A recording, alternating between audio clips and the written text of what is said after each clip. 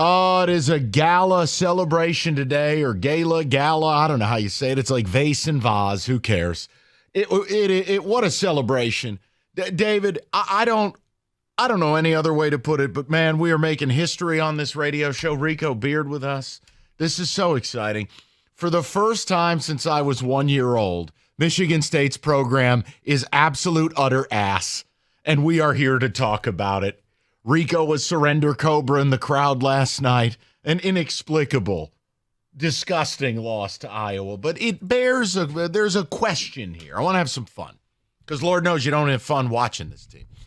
You just picked the wrong week to go on vacation, buddy. Oh, I know. Why? They were actually fun. They beat Illinois. Wow. Top team. Mm-hmm. I watched that. See, you can't be happy. No, I could be happy. Oh, you were here? Oh, yeah, yes. You were here. You know what I'm not happy with? The fourth year of at least 10 losses and probably 13. So here's my question. I think I've arrived at Ken Holland. I've arrived at Red Wings Kenny Holland the late years. That's what Michigan State basketball is. The only thing they live for is this ridiculous marker of what I deem to be mediocrity. Making the tourney. Wow. You made the same tournament that 70 other people made. Wow, a Zeppelin. Oh, be careful what you wish for. What, like MSU's going to become DePaul? Pipe down. The whole idea is when the Red Wings had their stupid streak, I think it affected them. It affected the decisions they did and did not make. It affected how they viewed themselves. I think Michigan State, this streak, while it's cool, I think it's actually turned the program and the fan base into something lower. Like somehow making the tournament is a bar of acceptance. Think about this. Rico, only the true poverty programs don't make the tournament now. Come on, man. This ain't Minnesota. I need the streak to end. I need the streak to end if it's going to wake Tom up. Tom needs an Avavasana. Mm-hmm. And what Aaron Rodgers was doing. Waking Tom up will entail what? Not making the tourney. No, I'm saying then what happens? Fire his whole staff, get aggressive in the portal, buy some damn players that can actually hoop. I don't know. Okay. Those things. Can we throw world peace and racism in there? I'm down. Okay, yeah. let's do it all. World hunger in too. Listen, everybody eats. And that's fine. If you're going to sit here and tell me that that's not possible, that's totally legit, and I'm not arguing it, but I don't have to sit here and accept this. I don't have to sit here and say everything's fine, because what it's starting to look like is Jim Boeheim, Syracuse, the late years, and I'm not into it. No, I'm not saying that everything is fine. I'm not saying that you have to accept it, but even if they miss the tournament, which I don't even think mathematically they can this year, the wholesale changes won't happen. Okay. If anything, it's just going to force him to double down and prove, all right, here's what you'll hear. I'm going to start to do this thing my way, and I'm not going to listen to these other people, and I'm going to go out and put the shoulder pads back on, and we're going to go back to the – that's all he's going to do. So he's D'Antonio 2.0. Is that what we're doing?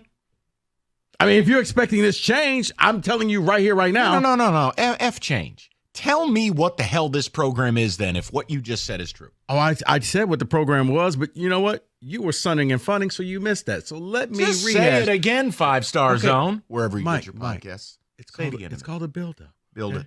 All right. A little foreplay for everybody. Thank Rico you. Beard. Go ahead. Just put out already. Come on. Tell me what is up. I want to wine and dine. Give us that sweet, sweet take. Just come on. Here's what has happened. Over the years, the program standard has eroded, where it used to be every 4 years, everybody who played for 4 years over Tom Izzo went to a Final Four. That's gone. The new standard now is you're going to make the tournament, and if you're good, you'll make it out the first weekend. You won't hang a banner for it, but that's pretty much what Michigan State basketball has turned into is can you get out the first weekend, because you're going to be seeded somewhere between the best seed is a 5 or 11 or play in like it was in 2020. And if you can happen to get out like last year, you beat Marquette. You beat Marquette, and you got to go to the second round, and Tyson was buying pizza for everybody in New York. That's what we've been reduced to if you follow Michigan State. It used to be, okay, at some point in a 4-year span, they're going to the Final Four. So why is you it don't acceptable? get that anymore? Why is it acceptable? Not to you, not to me. Why is it acceptable to you, the Michigan State alums, fans, etc.? Why? Tell me. I think it's eroded because... No, why is it acceptable? Well, once again, I'm building up. All right, sorry. Roy, Rico's in it for the long haul tonight. I'm just trying to set it up, Mike. Okay, here's it. You know why it's acceptable? Because Tom Izzo's been there for so long, and you reach that point where you know he's not going anywhere. Nobody's going to force him out, and this just is what it is. Okay, and I, as an adult, I don't have to accept that. Because what I've never accepted, dude, I didn't, listen, D'Antonio went to the playoff in 15. By 17, I'm talking about him retiring. All right? Tom hasn't played for a national championship in 15 years. Hasn't won it in 23. All right, it's a little much for me. And now it's going to be the 4th year in a row where, frankly, unless they do the unthinkable, which would love to see it, but if they run the table in the regular season. Would you really like to see it? Oh, my God, to go to a Final Four again? Yes. See, I think that would just piss you off more. No, God, no. David, Judge, would that piss off Mike more if they made it to the Final Four? That doesn't make any sense. Because you making it to the Final Four? No, because it's like, because you like, hey, he's got to go. We need to move on. He needs to do this. He needs to, and they just found a way. Because all that does is build up his aura of that whole, well, look, Izzo found a way to make it to another Final Four. And except one problem. Now he's found another way to lose 13 games again for the 4th straight year. They're going to lose to Purdue. They're not going to win the Big Ten tourney. And unless something intergalactic, shout out the shows you like, happens, they're not winning the NCAA tournament. That'll be 4 straight years, 13 losses, 52 losses in 4 years, and they're essentially a 500 program in the conference. Anyone who's okay with that is on crack. They're insane. They're absolutely insane. We can love a coach, but also call it what it is. What is this? I mean, I don't even need to break that down. We did that in the pre-show. Last night, it was like he was coaching to not win. Hey, I have an idea. Let's ride Cooper and Kohler in the second half. For what?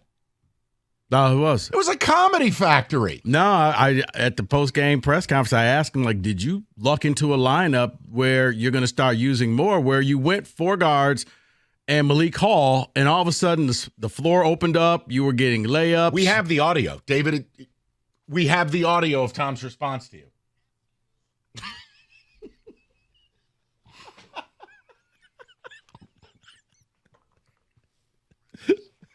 I'm sorry, that was mislabeled. That's Stoney. No, I just, you have to laugh because you cry. It's ridiculous. Yes, I wasn't surrender goal. But I'd love to know from the people. I would like to know from the people in this. It's purgatory. Is Michigan's Red Wings Kenny Holland? Yes, you're in purgatory because what happens is this. You want what it used to be, but you're afraid of, if you jettison Izzo, what you could become. You could fall off and you're now just Louisville basketball, where you used to be a blue blood. You used to be relevant, and you're not anymore. Well, then your coach had sex on a patio at an Italian restaurant and had hookers around the program. It's a bit of an issue. Right, but I'm saying, but then it's a bit of an issue. But the fall off since then is just like, okay, Louisville still rebuilding, but think rebuilding. About, okay, but and this isn't you, but people, if you're listening, I mean, what is your actual care factor anyways? See, I've never feared it because I already have largely stopped caring. It's a horrible product. It really is. No, it's not DePaul. Okay, that's our big win. We're not Georgetown. Stop. But Mike, looking at Georgetown used to be all of that.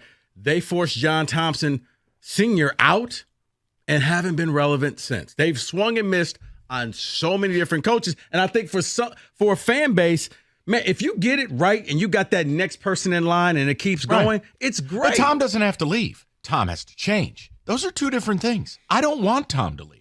I would like nothing more than to him to write that last chapter and get it done and walk out the door. Yeah, you heard the phrase, it's hard to teach an old dog new tricks.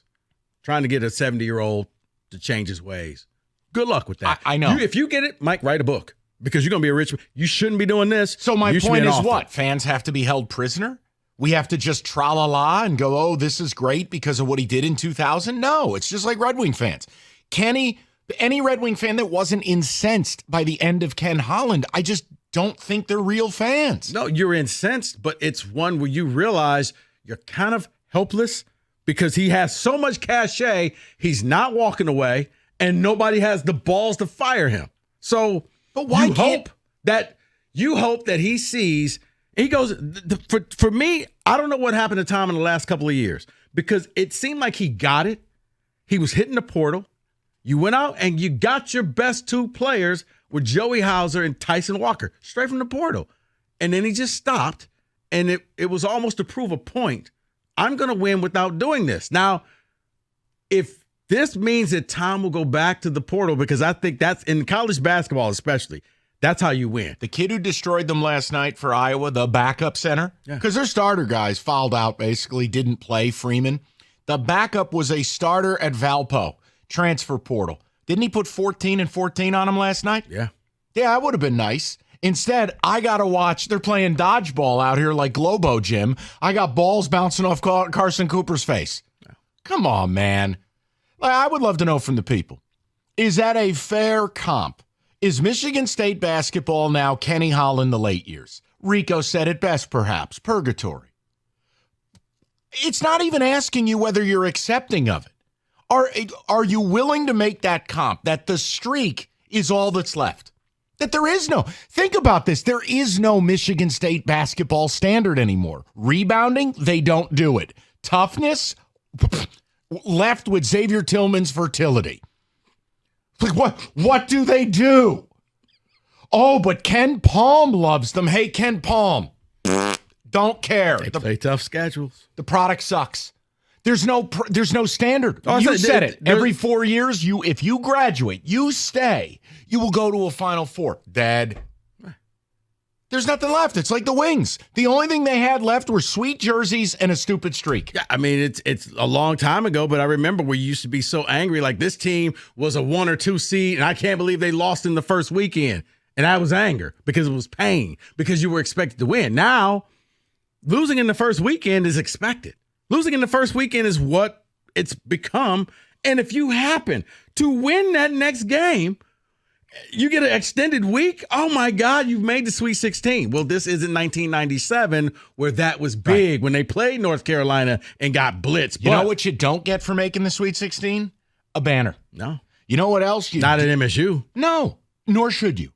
The banners that go up are Big Ten championships or Final Fours. And I'm sorry. This 4-year stretch, this is the worst 4-year stretch since 1981.